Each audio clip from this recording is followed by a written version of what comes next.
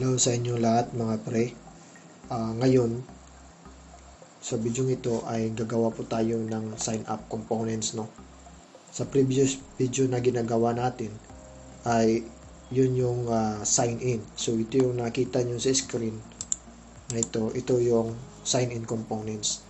So ito, ready na po ito to connect our database sa Firebase. So ang gagawin natin ngayon ay sign up components naman. So, paano gagawin yan? Punta po tayo dito sa ating Visual Studio Code. So, ito yung sign-in components natin, .js. So, ito yung code niya. So, ang gagawin natin ay kopyahin lang natin yan. Tapos, sa sign up, punta tayo sa signup.js. Tapos, i-paste natin dyan. Tapos, palitan po natin yung pangalan niya. Sign up. Yan. So, yung sign in, sign up. So, dito din. Yan. Sign up. So, yan na po guys. So, sa sign up natin, mayroon po tayo dito ng first name at saka last name. At saka itong email at password ay kasama din yan. So ito sa sign up natin, sign up dito ay maglagay po tayo dito ng last name. Okay, dagdag lang natin to. Tsaka first name. Yan. So, ito yung state natin. So, ang nakadagdag dito, yung last name at saka first name. So, dito, hindi na natin to galawin. Kasi tama ito. Handle change. So, ano yung target name nito na galing sa ating components natin sa form ay siya yung handle. So, ano yung data na nakalagay. So, ang gagawin natin dito ay mag-copy lang tayo dito sa baba ang component kaya to ng email. So, kopyahin lang natin yan dito. So, kopyahan natin yan hanggang dito. Copy, saka i-paste natin sa baba dito. Okay, yan. Tapos ang maglagay tayo dito yung first name.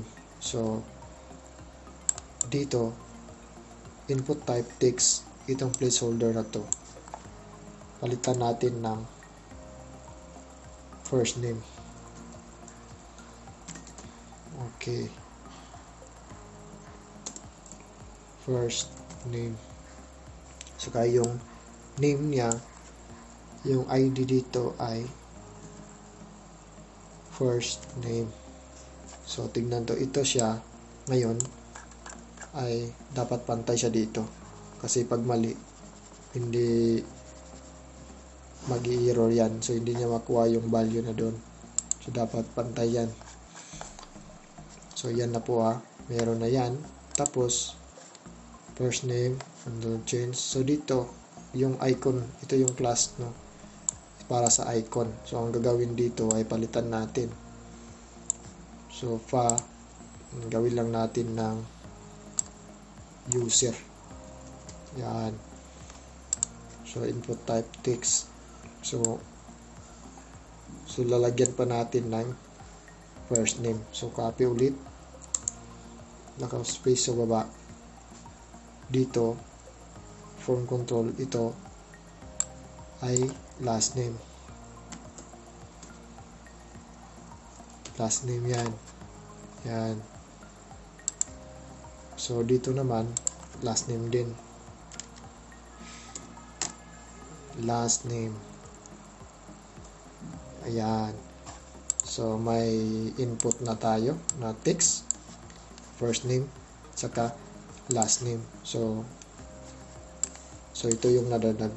First name, saka last name. So, ito yung state natin. No? So, yan yung nakadagdag. So, ngayon, na-create na po tayo ng sign up components natin. So ang gagawin naman natin ay create po tayo ng route. So ang gagawin natin na punta tayo sa app.js. Dito naman ay magra-route tayo para sa ating sign up. So route, path. So path, ganyan. Tapos forward, sign up. Sign up. So pag nag-browse natin yan sa browser, so /sign up, so lalabas na component na to. So ang tatawagin niya na component ay ito, yung sign up na component na nagawa natin, ito. So pag press na enter ay automatic na yan na mag-i-import dito sa ibabaw o sa taas. So ito na, sign up components authenticate. So galing siya dito sa components authenticate ka sign up. So ito siya. So ngayon, may route na tayo sa app.js natin. So ito siya ngayon. Suppose ito. Tapos yung sign up natin, component nito ay na-handle na natin. Change. May handle change na tayo na function o event, no? So good to go na siya para sa i-store niya muna natin dito sa ating console.log. Dito muna ngayon ay ibabato muna natin dito sa console.log, no? So dyan natin siya muna ibabato. So ang mangyari dito, save natin.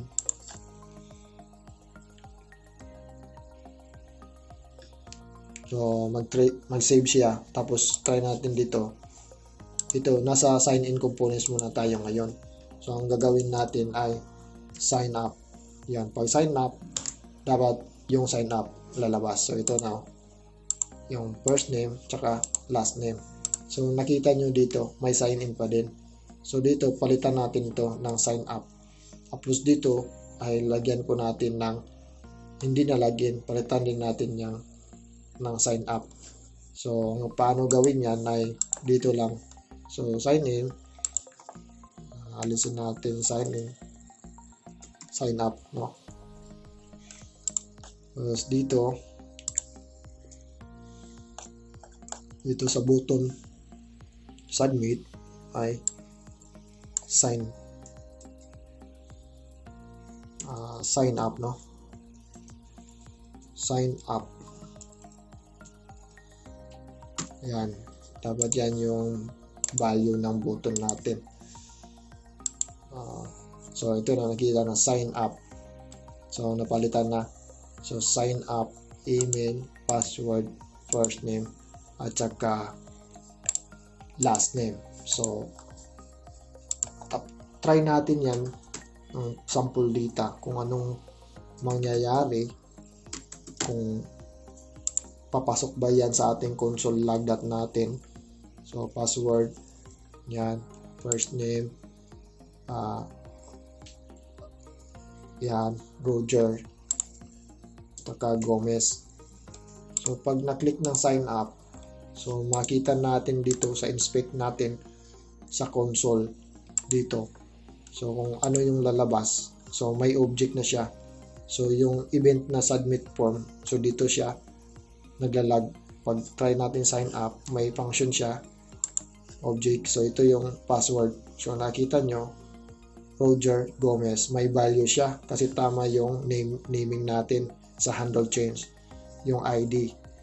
So dito yung data na to ay papasok to sa next video natin, ay itong data na to ay papasok natin sa Firebase database natin.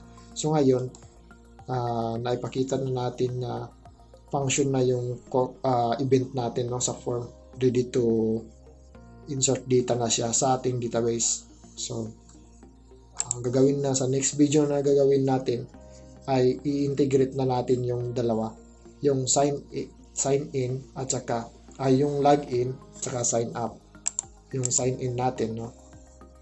So sa next video abangan nyo mga pre yung sign in, sign up na i-integrate na natin sa Firebase database natin.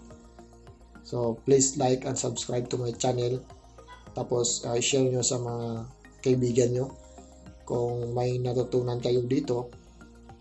Don't forget to hit the subscribe. Salamat sa panonood.